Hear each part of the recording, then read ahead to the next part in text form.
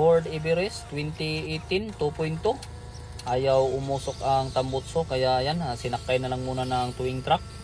Siyempre, kung gusto mong matuto at magka-idea ay dapat mong panoorin ang video na ito, sapagkat meron tayong magandang matutunan dito. Kita natin dito na naka full tank siya, kaya wala siyang dahilan para hindi umandar.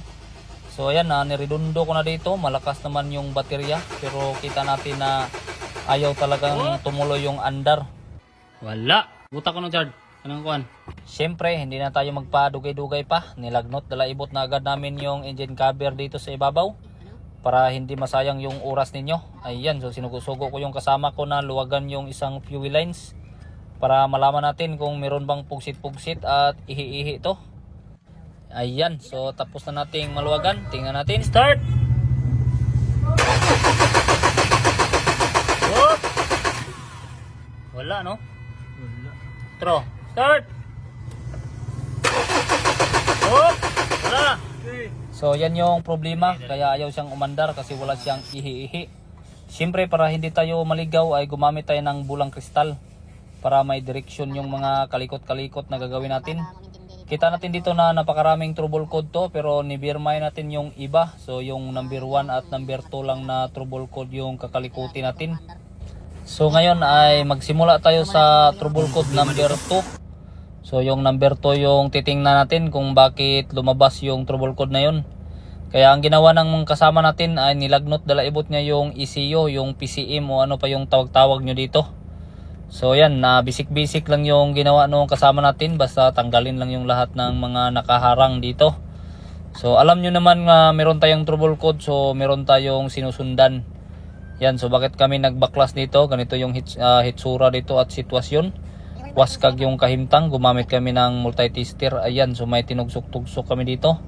Ito yung linya ng suction valve natin. Ayan, so walang continuity. Ibig sabihin ay meron siyang gihambin na balatian. Kaya ang ginawa ko dito ay tinanggal ko tong water pump. Ayan, so medyo mahirap tong tanggalin. Nakakalagot-lagot ng kunti kasi masakit sa kamay yung pagkuot-kuot ng mga bolt. Yan, so bakit natin kinuot-kuot yung mga bolt? Ayan, tingnan niyo dito kung ano yung kahimtang. Ito na yung hinahanap natin. Ayan, so yung linya ng airco natin, oh. Kita nyo ba yan na gumawa siya ng kanal-kanal dyan. So kasi nabagid-bagid yung harness natin dyan. Ayan, oh, kita nyo yung hinikam-hikam ko. So ngayon gagawin natin, ligwatin natin ng tester para malaman kung nakarugtong pa ba ito, nakadugtong. Ayun, kita natin na naputol na yung kahimtang ng wire. So ibig sabihin ay sa kakabagid-bagid niya dyan sa aluminum na yan ay naputol yung katawan niya. Siyempre sa mga hindi nakaintindi sa salita-salita ko ay to see is to believe na lang kayo. Ayan, kung ano man yung nakikita nyo, yun yung sinasabi ko. So siyempre ay ayan, dinugtungan ko ng wire. So ano lang, maliit lang na wire to, hindi naman siya mataas. Yan, oh. So pagkatapos kong madugtong ay ginamitan ko ng ano tawag dyan, yung sulda-sulda para masigurado natin na hindi na talaga siya malagnot, dalaibot. Kasi pag nalagnot, dalaibot yan habang tumatakbo ay siguradong aberya yung kahimtang dyan. Ayan, so para masigurado natin na wala siyang loose contact. Tapos pinutulan ko na rin kasi mataas na masyado yung tawag dito, yung pagkaganyan-ganyan ko. Ayan, so sobrang napaka-basic lang. Kahit kayo ay kayang-kaya nyo rin to. So huwag kayong panghinaan ng loob. Sa ngayon ay tapos na nating masumpay-sumpay, kaya nag-continuity na tayo. So okay na siya, gumalaw-galaw na yung tester natin, kaya pinilo-pilo ko na at nilagyan ng electrical tape. So sa uli natin to para pag bumagid-bagid siya ulit ay magkakapira na naman tayo. Ayan, so sobrang napaka-basic lang talaga nung problema pag nalaman mo na nandyan lang pala yung problema. Pero kung hindi mo malaman, yan dyan na mabubuak-buak yung ulo mo. So ayan, pagkatapos nating malagay sa safety yung wiring, yung hindi na siya mabagid-bagid ulit, ay binalik na ng kasama natin yung lahat ng mga tinanggal niya. Tapos ako naman ay kumuha ko ng ayan, oh, yung EcoCool na Lubrigold, tawag dito na coolant. So ganito kasi yung mga ginagamit namin dito na klaseng coolant. Kung gusto nyong bumili ng ganito, ay meron naman sa Lazada. Type nyo lang ang Grand Turo Oro. Ayan, so continue na tayo sa trabaho natin. Okay, start. Tingnan natin kung meron na bang ihi-ihi ito.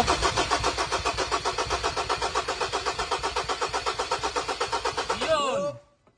Kita natin na pumugsit na rin siya. Kira, start. Yun. Stop. Bali, dito ay solve na yung problema natin na walang pugsit-pugsit yung fuel. Pero kung natandaan nyo yung trouble code natin kanina, ay alam nyo na kung anong mangyayari dito.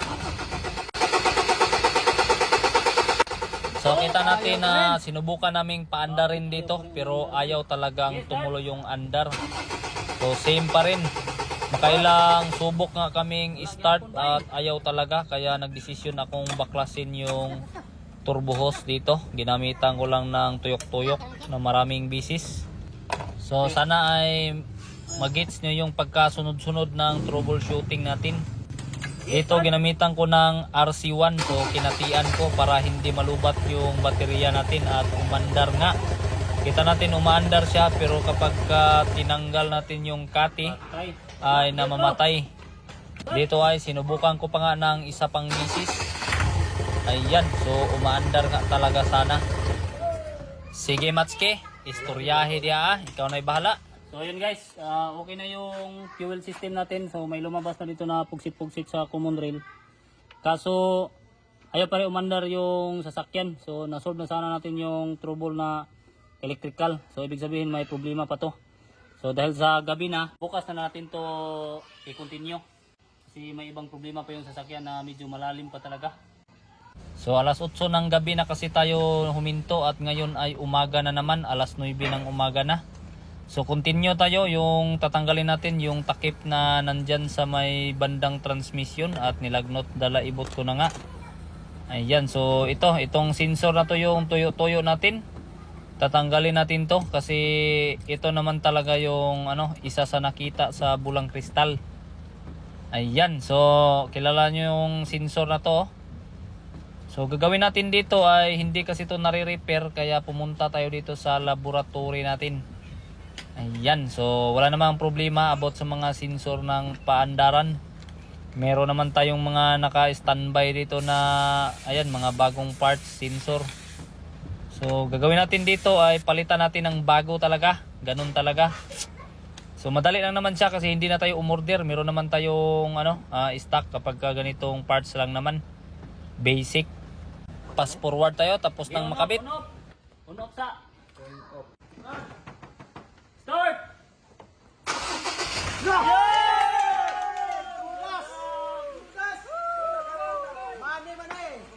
Aw, money, oy, perting money ha. Good, good, good.